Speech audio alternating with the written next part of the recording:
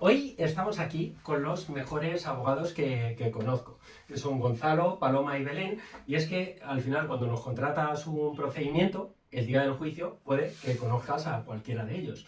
Y por eso quiero que les conozcas un poco más y os cuenten quién son, qué hacen y qué experiencia tienen y cómo ven la justicia hoy en día. ¿Qué años tenemos de ejercicio cada uno? Bueno, yo tengo 15 años de ejercicio, tanto en materia penal como civil, a partes iguales. Pues nada, yo llevo 10 años realmente de ejercicio profesional porque anteriormente había opositado a judicatura, o sea que esos otros 5 me los pasé estudiando. Y yo llevo 4 añitos sola. Pero bueno, bien. Pero bien Aprendido, aprovechados, aprendidos. bien aprovechados. Y cuando vamos a afrontar un juicio, para cada uno de vosotros, ¿qué es lo más difícil? Bueno, lo más difícil a mí me parece que no hay ningún juicio igual, tienes que prepararte todo porque además la experiencia me ha enseñado que cada juicio, el que te puede parecer más fácil, luego se puede complicar y el más complicado a lo mejor acabas cerrando un acuerdo en pasillo o incluso en sala. Entonces al final que lo lleves muy bien preparado, que vayas tranquilo. Como digo yo en la época de la universidad, cuando entregabas un examen, te quedabas tranquilo que habías hecho todo lo posible, pues irte con la materia bien preparada para cualquier vicisitud que se pueda plantear, que la tengas prevista. Yo pienso que es el derecho procesal, ¿no? El derecho procesal gana o pierde juicios porque todos estudiamos muy bien el derecho sustantivo, que bueno, si esto para los clientes es un poco el caso concreto, la materia, la línea de defensa, pero hay veces que lleva suelto el procesal, que es el que lleva el procedimiento judicial en sí, y ahí es cuando muchas veces se puede ganar o perder un juicio sin tener la razón, Están los realmente. truquitos, ¿eh? Efectivamente, entonces para mí esa es la clave también de las líneas de defensa de los procedimientos. Me acuerdo hace poco un procedimiento de una trabajadora embarazada y íbamos por empresa. Y la trabajadora metió fuera de plazo la Por demanda. ejemplo. Perdió 60.000 euros, ojo, o sea que Sí, esos sí. truquitos procesales son importantes. O la prueba que te quieren meter, hay muchas veces que te quieren meter una prueba documental que tenían que haber adjuntado con la demanda para sustentar su pretensión y al final no la meten, te la intentan meter en una audiencia previa, tienes que estar ahí como muy hábil para decir que es extemporánea, que no la incluyan y así ganar sin tener la razón a veces. Además yo creo que una característica de los que estamos aquí es la improvisación. Total. Sí. Y es que creo que va innata en el buen abogado, ¿no? Totalmente. Para mí justo, yo creo que lo más complicado, por lo menos para mí, que estoy casi empezando, es la improvisación. Porque, bueno, cada caso es diferente, es lo que han dicho mis compañeros. Al final cada caso te lo preparas de una manera, es específico, con el cliente es su asunto concreto. Y en sala al final, pues hay jurisdicciones que te encuentras la prueba en ese mismo momento. Entonces, el poder tener la capacidad de analizarlo en ese momento, de poder sacar las conclusiones en ese momento. Entonces, bueno, pues trabajarlo, claro. Bueno, Belén dice que está empezando, pero Bueno. ¿cuántos juicios habrá Bueno, pasado muchos, en eso tu es verdad, carrera? muchos, ¿Cuántos? muchos. 100. Sí, 100, 100 y pico, sí, muchos, muchos. Eso es el nivel de estar empezando, 100 juicios. Vale. Sí, pero bueno, que me queda mucho por aprender, eso también. ¿Y cuántos juicios hemos pasado por aquí? Yo no sabría Yo contar. creo que la palma se la lleva a Gonzalo, que está todos los días Seguro. en salas. Sí, incalculables. Muchísimo. A mí lo que más me gusta es hacer sala, de hecho. También. Y bueno, no podría darte un número porque son incalculables. A lo mejor Muchos. una media de 150 al año o algo así, podría Sí, ser. podría ser una media. Y podría por ser una 15 media. años, ¿cuánto es? Madre mía. Muchísimo. Y coincido con mis compañeras, exacto, que los trucos procesales y el tener esa experiencia en sala procesal y encima si conoces cómo funciona cada juzgado, ¿no? Porque hay luego jueces que te dejan hacer unas cosas, otros no, es el truco, ¿no? Para hacerlo bien. Claro, sí, sí. ¿Y qué es lo peor de la justicia?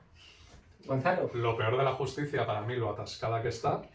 Como hemos comentado en alguna ocasión también, el comodín que bajo mi punto de vista utilizan muchas veces los funcionarios de que están atascados y eso es un comodín que les sirve para todo. Y mi experiencia es que cuando quieren que algo vaya rápido, va rápido y cuando no, no. Coincido. Pero bueno, sería eso y bueno, sí, a lo mejor es verdad, tienen parte de razón que habría que dotarles de más medios, seguramente. Bueno, yo me sumo a la lentitud, por supuesto, que es además lo que diría cualquier cliente, ¿no? Que no puede haber señalamientos de juicios para 2026 cuando la demanda se ha presentado en 2024. Y a eso añado muchas veces la falta de respeto de determinados operadores jurídicos como, lo digo, jueces y letrados de la Administración de Justicia y demás hacia el abogado, Ojo, que hacia el letrado. defiendo al 10%. Sí, Sí, que claro. comiendo hemos hablado de ese 10%, Sí, que son súper eficaces, Sí, son sí, por majos, supuesto. proactivos. Sí. Y Pero- más de un 10, yo diría hasta más de un 10, pero Un hay 20, un otro 30. que Sí, que puede subir. efectivamente Fíjate. todos estamos en el mismo equipo y no habría juicios sin jueces, pero también tampoco habría juicios sin abogados. Efectivamente, por ejemplo, el trato desigual que se hace, por ejemplo, con Ministerio Fiscal, Sí. que al Sí, final exacto. es una de las Sí. partes, es una acusación y bueno, tienen unas prebendas y unos derechos Un que yo privilegio. desde mi punto de vista no los entiendo. Claro. Tienes que ir tú a verles a Fiscalía, tienes que ir tú a tratar el tema de las conformidades, como hacerles la obra como si fueran el juez, Sí, que sí, tampoco el juez es más que nosotros, pero bueno, digamos que está en otro escalafón, va a decidir, pero el Ministerio Fiscal estaremos todos de acuerdo en que es igualdad de partes, ¿no? Sí. Y eso sería también un pero que le pongo en la jurisdicción penal a la abogacía. Y esa lentitud de la justicia al final se traslada al cliente Claro. y el cliente al final a quien se queja es a nosotros. Claro, porque no lo entienden a veces. ¿Y o cómo sea, llevamos esas quejas de...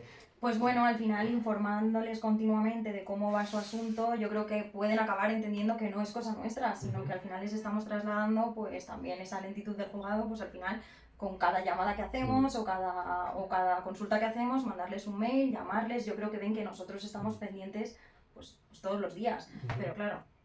Uno de los consejos que doy habitualmente es, cuando va tan lento, recomendar al cliente que vaya al Eso juzgado, te iba a decir. que le pongan Sí. cara, Eso te que iba a humanicen el expediente y que el cliente comprenda a qué nos enfrentamos nosotros día a día. Eso te iba a decir. Por ejemplo, transparencia total con el cliente. Incluso a veces yo no soy muy dado a pasarles las resoluciones, pero en algún caso ya le pasas la resolución, ¿no? De cuando han fijado el juicio, lo que sea, o con consignación de cantidades de principal o intereses, por ejemplo, el caso del 101 bis, que todos Madre conocemos, mía. ¿no? Tener consignado una cantidad que ya el banco, por ejemplo, nos ha consignado y estar 2 años para cobrar una... Pues transparencia total, como dices tú, yo le digo, te vas al 101 bis, si a mí no me crees, Y lo ves por tú. tu procedimiento y lo ves tú. Y luego al final el cliente te llama diciendo, oye, hay cajas por el suelo, Eso hay es. expedientes y ya nos Nada como que lo vean comprendemos. ellos Sí, en sí. primera persona. Coincido. Y bueno, hemos tirado piedras a la justicia, pero digo yo que desde que hemos empezado a ejercer algo habrá mejorado, ¿no? ¿O no? Bueno, Gonzalo ha tragado saliva, ojo. Sí, aquí Oye, yo- Mejorado. es la pregunta más difícil, ¿eh? No, de no te contestar. creas, ¿eh? Yo cuando empecé a ejercer no existía el SNEP y recuerdo que hacía rutas por la mañana Sí, y sí, hacía no, una eso ruta sí. de llevar escritos a los juzgados eso sí. y no existía el SNEP. Claro. Y eso, claro, hoy lo cuentas y es inconcebible, ¿no? Mm. Cosas como esas sí que creo. Quiero entender que sí, y bueno, hay juzgados que trabajan muy bien con la digitalización del expediente, por ejemplo, pero hay en la jurisdicción penal, que es la que yo más me dedico dentro de las dos ramas que hago, la falta de respeto al tiempo del letrado a mí me sigue pareciendo increíble, ¿no? Estar citado a una hora, Bueno. puesta a disposición judicial, ni te cuento, cuando tenemos un detenido, y bueno, puedes estar horas en el pasillo y nadie tiene en cuenta tu tiempo o las cosas que tienes que hacer. Oye, me ha encantado que hemos dicho, venga, vamos a pasar a lo positivo. positivo. Que Gonzalo ha dicho, no, necesito soltar la pérdida de tiempo a la Lo siento, lo siento. No, pero es Digitalización de expedientes en Eso algunos está bien. juzgados, no en todos. Y... Bueno, en penal también ahora te dan traslado del expediente para el escrito de defensa, Sí. que no te lo dan foliado, no te dan la mitad del expediente, pero Por lo eso, intentan. Por eso, O sea que- para algunos sí. Bueno, ¿y la abogacía es estresante o es una profesión tranquila? ¿Qué opináis? Yo creo que es estresante. Creo, a ver, depende de cómo lo lleves, ¿no? Pero al final tratar con un cliente y todo personas diferentes, con personalidades diferentes y aparte tener casos como nosotros, en muchos casos al día y a la semana, yo creo que es estresante. Pero, Belén, ¿de verdad te estresa tener mañana un juicio de 1 millón de euros, 5 No. vencimientos, 2 consultas? Estoy ¿De relajada. verdad es estresante Estoy eso? relajada. Al final trabajamos con la libertad de la gente, con su Sí. dinero, con los valores que más añoran y claro, eso luego emocionalmente se transmite a nosotros. ¿Qué Yo opináis? lo llamo estrés positivo, porque a mí me encanta. O sea, es un estrés que me gusta. O sea, hay otros momentos en la vida, que por circunstancias personales, lo que sea, puedes tener un estrés negativo, ¿no? Y cuando la gente dice ahora que se lleva mucho hay que cuidarse, tu salud mental y demás, yo creo que si yo trabajo con estrés, o sea, todos los días, pues eso, discutes con un funcionario. O sea, mi trabajo es discutir muchas veces.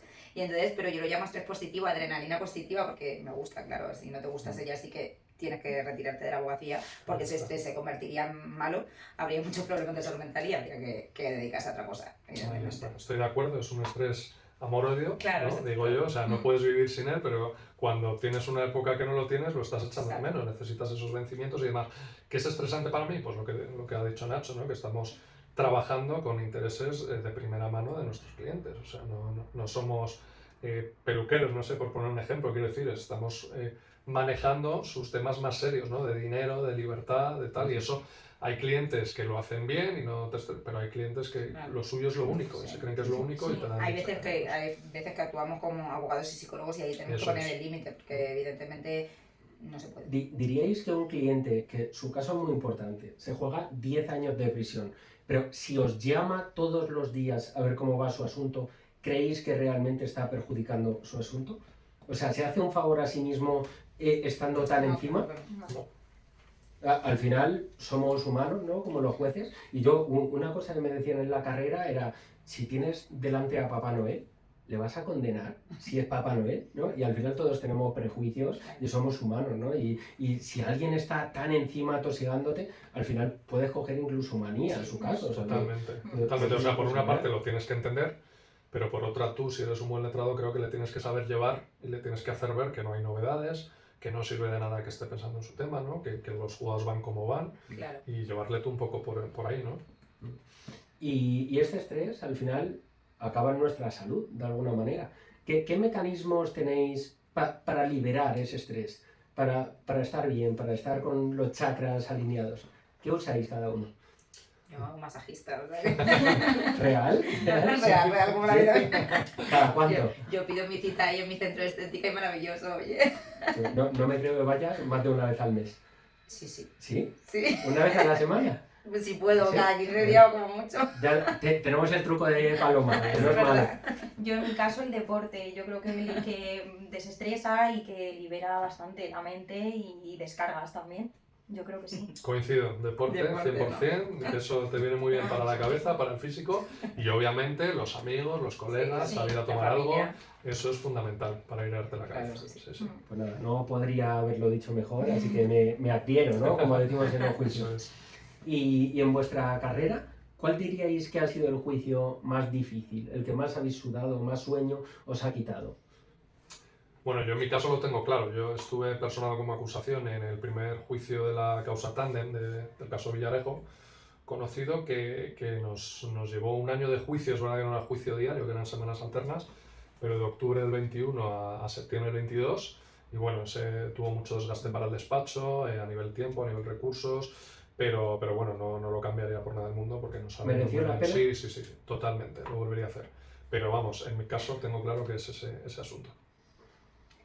Bueno, yo de momento, seguro que me verán además mis clientes porque han pasado a ser ya familia, ha sido un jurado que he pasado en Logroño por un homicidio, desgraciadamente, o sea, pero ha sido muy enriquecedor, me ha encantado, creo que los clientes han salido muy satisfechos, hemos conseguido una sentencia pionera, aunque ya empiezan a haber sentencias parecidas contra los delitos contra la seguridad vial y cuando matan a una persona con un vehículo, y ha sido un jurado maravilloso y espectacular, o sea que mi juicio de momento es ese. ¿Belén? Yo en mi caso diría pues unos asuntos que tuve de estafa y de extorsión, y en este caso estuvo implicado pues en varios territorios de la Comunidad de Madrid. Era un chaval joven y yo pues me identificaba, pues al final puedes caer en esas, Sí. Y en muchas esas veces estafas caemos. y muchas veces caemos. De hecho, Sí, todos los días. yo creo que todos nos decimos, oye, no te involucres emocionalmente, intentamos poner barreras, pero muchas veces es inevitable. Totalmente. Y al final acabas siendo él, ¿no? Su problema te lo acabas trayendo aunque Sí. no quieras. Bueno, yo en mi caso es un tema de abuso de menores en la audiencia provincial, que creía en la inocencia de mi cliente y la verdad es que lo pasé mal y bueno, fue un juicio muy complejo, muy complicado y si lo recuerdo, creo que es el juicio que emocionalmente más me ha afectado. Abogacía, ¿es un trabajo o una pasión? O sea, alguien que conozcáis, que sea joven, que diga, mira, quiero trabajar de abogado y salir a las 7 y dedicarme a mis hobbies y mis cosas, ¿es posible? O sea, si no te apasiona esto, ¿encajas en el sector? Bueno, lo que hemos hablado antes, ¿no? Del estrés, de ese amor-odio con el estrés, ¿no? Yo creo que te tiene que enganchar y tiene que haber una pasión, ¿no? Para comerte los problemas o los temas de otras personas, fundamentalmente. Tiene que haber, ¿no? Pero sí, o sea, creo que sí, respondiendo a la Pasión 100%. 100%. Yo en mi caso es totalmente vocacional, pero entiendo que como en todas las profesiones hay gente que puede realizar su trabajo como máquina y que no le guste y llegar a casa asqueado del día que ha tenido y que no le interese ni le dé ninguna, no le aporte nada al procedimiento. Normalmente yo sí que conozco compañeros que no les gusta especialmente, entonces generalmente trabajan en otros despachos, hacen su trabajo, se van a casa y cuanto menos le manden y demás, pues mejor. O sea, trabajar se puede trabajar, otra cosa es que te guste, no te guste, disfrutes o no. Entonces, bueno. Y depende mucho del área también, no es Claro, lo mismo hacer administrativo o tal, ¿no? Que llevarte a casa el abuso de menor, Claro, o el homicidio imprudente o cualquier tema de estos, ¿no? Exacto. Yo creo que todos conocemos a compañeros que hacen monitorios, reclamación de deudas y tal, Exacto, y es el trabajo más ingrato del Por eso. mundo y al final, o sea, su pena de abogado muere. Y al final creo que tenemos algo aquí en común, que somos abogados litigantes, somos de los que estamos en el juzgado día a día, nos dejamos la piel y eso al final llegas a casa muy cansado, pero con un sentimiento de satisfacción muy No fuerte. solo estas cosas solo lo hacen los abogados pasionales. Los de raza. Y a los que nos gusta, sí, claro, sí. efectivamente. ¿Belén? Pasión, totalmente pasión, yo creo. Aparte de lo que dicen mis compañeros, es que cuando acabas el día y estás súper estresado, yo por lo menos pienso y digo, si es que es lo que más me gusta en el mundo, entonces, Total. pues al final te acuestas satisfecho porque estás trabajando en lo que te gusta. Yo creo que merece la pena. Sí. Y pensar que un estudiante de Derecho que ya va a acabar os hace una pregunta y os dice, oye, me quiero especializar, pero me han dicho que es mejor ser generalista. Opinión, ¿abogado especialista o generalista? ¿Cuál sería vuestro consejo? Bueno, yo creo, en mi opinión, y lo que yo hice además, que entré en un despacho generalista, creo que es muy bueno entrar en un despacho generalista porque puedes ver, como hemos dicho antes, las diferentes áreas, ¿no? Administrativo, laboral, mercantil, penal, civil, y hombre, ese tiempo te viene bien para saber un poco lo que más te gusta, ¿no? Y para saber elegir luego, creo que sí que la carrera debe tender a la especialización, creo, es mi opinión. Es una pregunta complicada, me vas a poner ahí, a ver, en realidad lo políticamente correcto, que me encanta decir esto, sería decir la especialización, ¿no? Porque es a lo que todo Es lo que todos defiende dicen, y todo el sí. mundo Todos dice, dicen, "Hay que exactamente. especializarse". Pero a mí la especialización, pues, oye, no vas a llevar todas las ramas del derecho, pero sí que un poco una visión global y, por ejemplo, el civil, que es la base de todo, procesalmente hablando, como decimos, pues puedes combinarlo luego con el penal o con laboral o con administrativo, mercantil y demás. Yo en mi caso pues estoy a favor del abogado generalista, o sea, yo, bueno, es lo que siempre he visto desde que he empezado y bueno, personalmente no me gustaría al final especializarme solo en una materia porque sí que creo que al final aprendo mucho más viendo de todo y es lo que a mí por lo menos me enriquece, el conocer todas las materias y la diferencia entre ellas porque son muy diferentes. Y en mi caso no creo que me especialice, pero nunca se sabe. Además, yo siempre hago puntualidad. No, que además yo lo que opino es que tú tienes que ser especialista en el caso concreto que tienes delante y todos podemos estudiar teniendo una base, un caso concreto determinado, estudiarlo de la A a la Z, ¿entiendes? Entonces te puedes especializar en tu caso, no en la materia. A mí cuando me preguntan, que me dicen, ¿eres generalista o especialista? Yo siempre me defino como especialista en procesal. Porque al final yo lo que estudio son los procesos de todas las jurisdicciones y luego al final el derecho sustantivo lo vas ajustando, pero a mí lo que me gusta es los procesos y un poco lo que decías antes, Paloma, de los trucos que tiene ese proceso y puedes inclinar la balanza a tu favor. Los clientes siempre dicen, esto no es justo. ¿La justicia es justa o no es justa? No. ¿Por qué? No es justa. No es justa. ¿Por qué no es justa? Bueno, primero, reincido sobre lo que hemos hablado antes, los tiempos. Los tiempos de la justicia ya de por sí no son justos. No son justos y muchas veces hemos nombrado antes, por ejemplo, el caso del 101 bis, no es justo para una de las partes, ¿no? Para los usuarios en ese caso, ¿no? Y luego, aparte, yo también que hago mucho penal, pues yo he sacado absueltos a culpables y me han condenado a inocentes.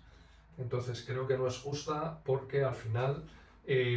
por ejemplo, en penal puede haber una condena por indicios, no tiene que ser una condena 100% por pruebas para que nos entienda la audiencia, ¿no? Y bueno, no, o sea, la respuesta es que no me quiero enrollar más porque daría para mucho.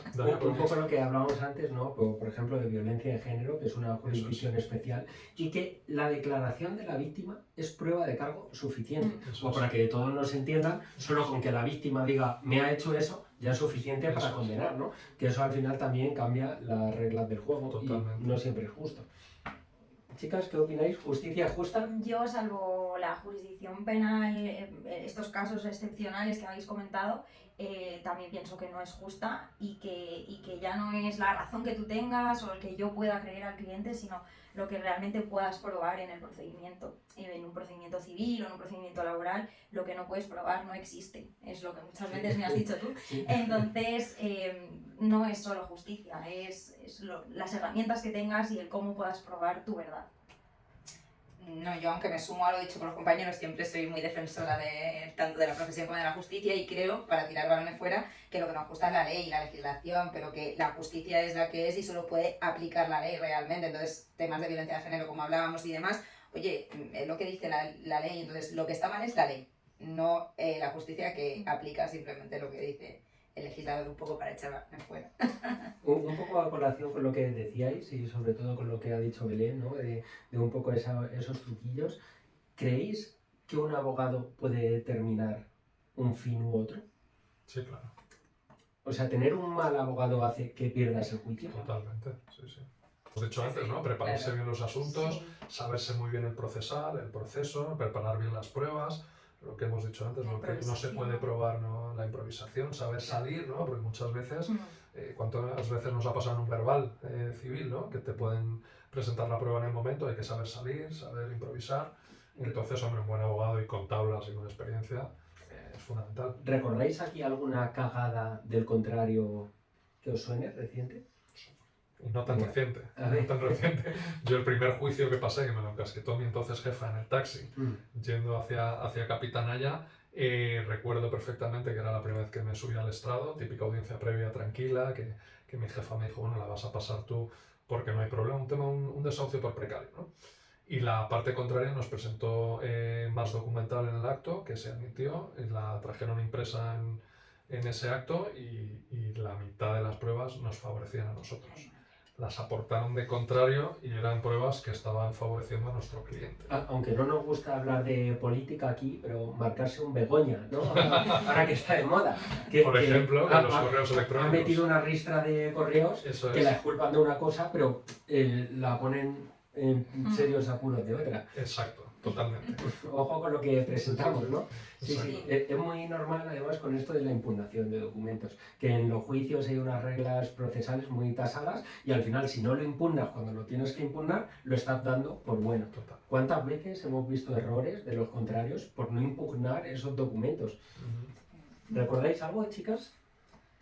Yo así a nivel general, pues que a lo mejor te encuentres pues gente que lleva muchos pleitos y de repente te presentan documentos de otro cliente o con el nombre de otra empresa y entonces ahí, claro, lo detectas en el momento y claro, se les cae todo el procedimiento. Bueno, el juicio que me contabas de hoy, ¿qué, Claro. ¿qué te han aportado como prueba en tu juicio de hoy? En el de hoy, pues unos pantallazos de una aplicación donde no sale ningún tipo de dato, pues ni el nombre de la empresa, ni el nombre del trabajador. ¿Y la estrategia nada. procesal cuál era ahí? Claro, pues la estrategia procesal es decir que no hay nada acreditado, impugnarlo, porque al final es decir, pues pueden ser de tu primo esos pantallazos y no tuyos. ¿Y el contrario de hoy, por ejemplo, ha sabido salir? Por ejemplo, pidiendo un cotejo móvil o un oficio. No, yo creo que no se esperan que tú vayas a decir que no los reconoces o que no pueden ser suyos, en este caso pues no ha reaccionado. Así que hemos arrasado en el juicio. Bueno, esperemos.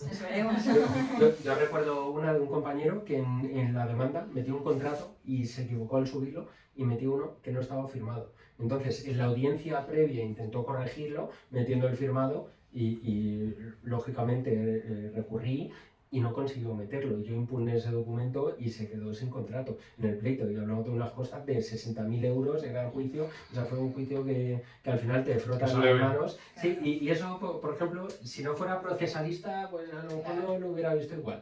Pero con el proceso ganas ventaja. A la audiencia, alguien está normal, no tiene ningún problema legal, pero a lo mejor lo tiene el año que viene. ¿Qué diríais a alguien que nos esté viendo para ahorrarse problemas legales? Si fuera un familiar, un amigo, ¿qué consejo le daríais para no meter la pata y no meterse en un lío el día de mañana? Pues como la medicina, ¿no? Asesoría preventiva. Totalmente. O sea, con ciertos temas es que no es dinero pagar una consulta a un compañero, ¿no? Y te puede salvar de muchos marrones, lo vemos a diario, ¿verdad? En los despachos, que un asesoramiento previo no está pagado. Respecto a eso te diré que hace poco me llegó un cliente que había firmado un contrato de arras, comprado la casa, había dado las arras y tenía que pedir hipoteca. Pero claro, nadie había revisado esas arras. Entonces el banco lleva unos tiempos, unas demoras y a lo mejor es que la tasación que te da no es la que esperas. Entonces al final esa tasación se demoró y perdió esas arras. Y claro, y el cliente viene, y eran unas arras de 32.000 euros de hecho, y el cliente viene cuando eso está hecho. Como dice Gonzalo, una consulta previa, viene con ese contrato, metemos una cláusula diciendo que en caso de que no se dé la hipoteca queda nulo, sin validez, y le ahorras 32.000 euros. O sea, es fundamental venir aquí cuando vas a entrar en una operación o un problema, cuando ya estás de mal rollo en tu empresa y ves que te van a echar. No esperes a que te echen. Ven antes, llámanos antes, ¿no? Eso es. ¿Algún consejo más? Bueno, a mí me gusta uno mucho, que es leer lo que se firma. Bueno, por También, supuesto, claro. claro. Que es que, bueno, tenemos un cliente, me da una pena de miedo, es extranjero además y no entiende bien el idioma. Y justo ha perdido un ojo en un accidente laboral en su empresa. Menos mal que vino antes, lo hizo bien, y entonces le dijimos, siempre que vayas a la mutua o a la empresa, siempre que firmes, pon no conforme. Bueno, fue a la mutua y le hicieron firmar, como no entendía español, una alta voluntaria, habiendo perdido un ojo. Menos mal que puso no conforme, Claro. y nos mandó la foto y ya con eso nos da armas. Pero claro, si firma normal sin poner no conforme, esa persona se queda sin ojo, sin tratamiento y sin nada, y sin indemnización. Pero al final, si pide la alta voluntaria, pues no te has sometido a un tratamiento y ¿por qué vas a reclamar indemnización, ¿no? O sea, si alguien tiene un problema, es la última pregunta. ¿Por qué le diríais que os tienen que contratar o nos tienen que contratar? ¿Por qué a nosotros? ¿Qué nos caracteriza? Bueno, yo creo que tomarte cada asunto como si fuera el único, ¿no? Preparártelo a conciencia y no ver como un número más o como una persona más, sino que tratamos a los clientes y a las personas como únicas, ¿no? Y sus temas, como hemos dicho antes, la especialización en cada asunto. Nos dejamos la piel. Exacto, hay que dejarse la piel. Es un patrón común. Total, eso es. Sí, bueno, yo sumaría, lo dicho por el compañero, yo por ejemplo no cojo un caso que ves que no voy a llegar a especializarme o que se me va a embarrar mucho, sino que lo derivo a otros compañeros y juego mucho con la derivación a especialistas o a personas que yo considero que pueden llevarlo mejor y por tanto lo que yo voy a coger estoy segura que gane o pierda, porque esto no se puede asegurar nunca, va a tener la mejor defensa. Yo, pues aparte de dejarnos la piel, como comentaba Gonzalo, que le vamos a acompañar todo el proceso, desde que entre a una primera consulta hasta el final, con todas sus dudas y que le vamos a acompañar en todo el seguimiento, ¿no?, del proceso, no solo en el propio juicio. Pues yo voy a sacar la rama de la pela y creo que nos adaptamos a las necesidades. O sea, si alguien dice, mira, os quiero contratar, pero es que no tengo dinero y voy a ir al turno de oficio y no quiero abogados buenos. Sí, claro. Mira, no pasa nada, que si son 1.500 te lo fraccionamos mes a mes, lo que haga falta. Pero nunca vamos a dejar a nadie en la estacada, siempre vamos a estar con todo el mundo. A colación de esto, os decía la última, pero era la penúltima, os engañaba. Tema de la consulta. ¿Creéis que un profesional que os diga, oye, cita gratuita y pierda una hora contigo va a ser honesto sobre si tu caso es viable o no es viable? ¿La consulta hay que cobrarla? ¿Qué opináis? Yo creo que sí, y siempre lo he Yo querido. siempre. La honestidad cuesta dinero. Por supuesto. ¿Y hoja de encargo sí o hoja de encargo no? Yo siempre también. Sí. ¿Y realmente a quién favorece la hoja de encargo? A los dos. O sea, da una Sí, de seguridad A jurídica. los dos. Porque hay clientes que dicen, no, este abogado me está trabajando y funciona muy bien, no le he firmado nada, estoy tranquilo. Pero eso realmente se puede volver en su contra. O sea, realmente luego le puede reclamar lo que quiera. Claro. Yo he visto casos así. Sí. Yo creo esa seguridad jurídica de, bueno, yo además como cliente, si voy a un sitio y digo, oye, quiero esta carpeta, quiero que me digas cuánto cuesta, ¿no? O sea, Exacto. ir a un sitio y decir, no, tranquilo, toma la carpeta. Me recuerda a las mujeres que están en sol con una rama de tomillo, ¿no? Que te la atan y te dicen, no, toma, y luego ya las tienes que dar algo, En ¿no? realidad es mucho más seguro para el cliente. Y una frase célebre para despedirnos, chicos, un consejo, un saludo, una despedida. Lo barato sale caro, lo hemos dicho antes. No os fíes El demasiado. derecho procesal gana pleitos. Ahí está. La justicia se crea. Aquí solucionamos problemas, ese es nuestro lema. Así que si necesitáis algo, aquí tenéis a 4 profesionales que siempre os van a atender y no os van a dejar en la estacada. Hasta luego, amigos. Adiós. Adiós.